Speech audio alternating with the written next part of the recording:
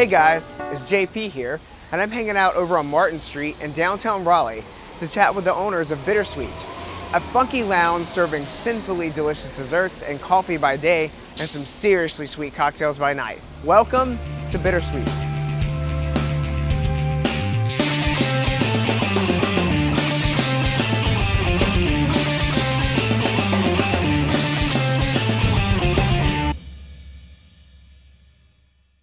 So thank you for having us. Thanks for coming. Thanks for coming to visit. Absolutely. So tell us a little bit about this this whole idea you have here at Bittersweet. So we are a dessert, coffee, and cocktail lounge. It's sort of all of the things that I found to be my favorite in a meal. I just put them all together in one place. Just dessert, coffee, and alcohol. Exactly. All together. Yes. That sounds Together great. at last. That sounds great. So how did you decide to name this place Bittersweet? Oh, actually, Lewis came up with this name. It was one of the first conversations that Kim and I ever had, really. And she was with a friend, a good old friend of hers, and they were talking, and I pulled out some weird book that I had found at home, and it had a poem in it. They both described the poem as bittersweet, and both of them did one of those grabbing their heart things. They're like, oh, bittersweet is it was like a Kim word. This was something. It is a very Kim word. It is, yeah. I think that's what makes it special for the name of this place. It's the essence of who you are. A lot. It's that balance of it's a little of this and a little of that, but somehow it's wonderful together. And yeah, it's all of your components brought into one. And so everything you do is baked from scratch. Yes. Right. Yes, we bake daily. We bake in-house. Mm-hmm. Do you use organic ingredients ever? Or yes. Local eggs? I actually have a grower that I work with who's in Timberlake, just north of Durham. Okay. His name is George O'Neill, and he has a wonderful farm called Lil Farm. It's the same thing with our dairy too. Right. We use Mapleview Farms out of Hillsborough, which is amazing with our coffee, and then obviously, the buttermilk I use for baking and whipping up our own whipped cream and stuff. So. That's awesome. Yeah. Local, support local. Okay, big question for all three of you. Who comes up with the recipes? We share, we cross-reference, a lot of it, I would say the bulk of it comes from the ingredients. Really? Yeah. Because I come to them and I say, this is what George has this week. And that's sort of a starting point. And then it triangulates between the three of you. It does. We share so many ingredients. Sure. There's coffee in my desserts. There's coffee in his cocktails. Right. There's booze in my desserts. And does your coffee inspiration overflow then to Lewis when he does his boozy drinks? I know that we've worked together on one that's very popular right now, the Daywalker. Yeah. What is that? The Daywalker. It started with these incredible cupcakes, actually, these carrot cake cupcakes, and a beer vendor who came in and said, "Have you ever tried an IPA with carrot cake?" And then he looked at us and walked away. It was very mysterious. And something happens with the IPA and the carrot cake that's like science and magic, and it tastes like ginger ale.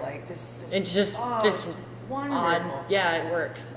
And that I wanted to recreate that without having an alcoholic beverage because we do primarily to-go coffees, and that would be irresponsible. So I said to Lewis, I was like, "Hey, we've got this ginger beer, and I kind of want to make something that replicates the pairing of the IPA and the carrot cake cupcake, and I wanted to have coffee in it. So ginger beer and bitters and chilled espresso, and the Daywalker happened, and we had some hopped grapefruit bitters are in the cocktail, and that just kind of adds. I don't know. I don't even know how those got in there. I think what the hop bitters. Yeah, we just playing around with we knew it needed something. We knew it needed more of that pucker, that really sharp pucker that you get from the IPA and. Right, and the hoppiness, it was a hops grapefruit bitters, and hops is what makes an IPA an IPA, and so it seemed to just kind of make sense. Yeah. Also our iced Irish coffee too. We're particularly proud of that because I think that was sort of a group effort, like very, very early.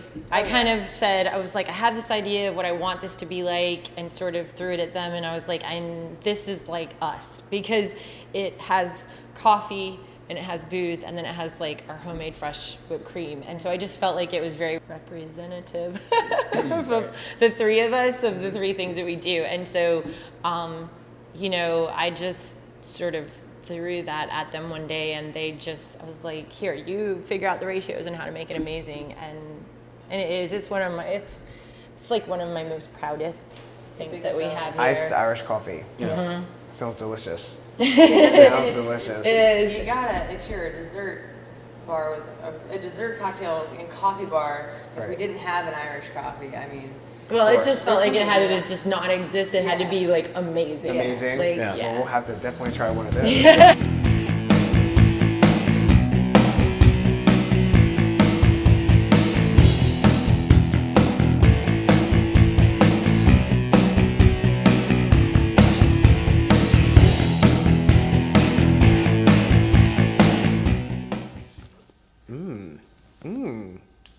Wow.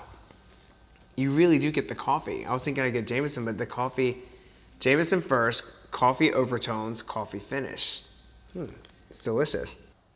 Well, and it's also one of Gorgeous. those drinks that changes too. Like as you drink it, it'll like, you know, Absolutely. become smoother, more velvety. Absolutely. Wow.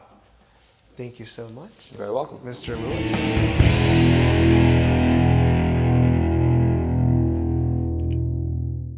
Let's talk about coffee for a minute. So you're counterculture, we understand, right? Yes. And elaborate, tell us more about your coffees and your teas. Counterculture Coffee out of Durham, North Carolina. They were just named, I believe, the #1 roaster in North America, which is like, wow. I can't even really comprehend what that means. I don't think I could actually be any prouder anyway to be selling any other kind of coffee. I've had a relationship with Counterculture now for over 2 years because I've worked in other shops previous to Bittersweet, and there's just something about them, their themness, that is just so great. They're so very similar to, I guess, us, and that Their ethos, exactly. They really care. They're not just trying to sell something and it happens to be coffee. It's like, yeah, I could talk about them for days. I've learned a lot about them in the past 2 years, and just about coffee in general. And you're like the new coffee hangout, is that right? Or everyone every morning wants coffee here. Yes, well, you know, I don't want to brag, but it's a fun place to be. Fun you place know, to be. It's a different kind of coffee stop. And you run a window out the front. Exactly. I think that's sort of what sets it apart. You know, I've never tried to be, or I guess I should say that when we first met, Kim Lou and I first met, they explained to me what Bittersweet was about. It was very different. And they said it's going to be a window. I was like, wow. Well, Raleigh doesn't have one of those. Right, right. That sounds awesome. I want to go to there, basically. I want to be a part. Yeah, yeah. So what's one of your favorite coffee drinks?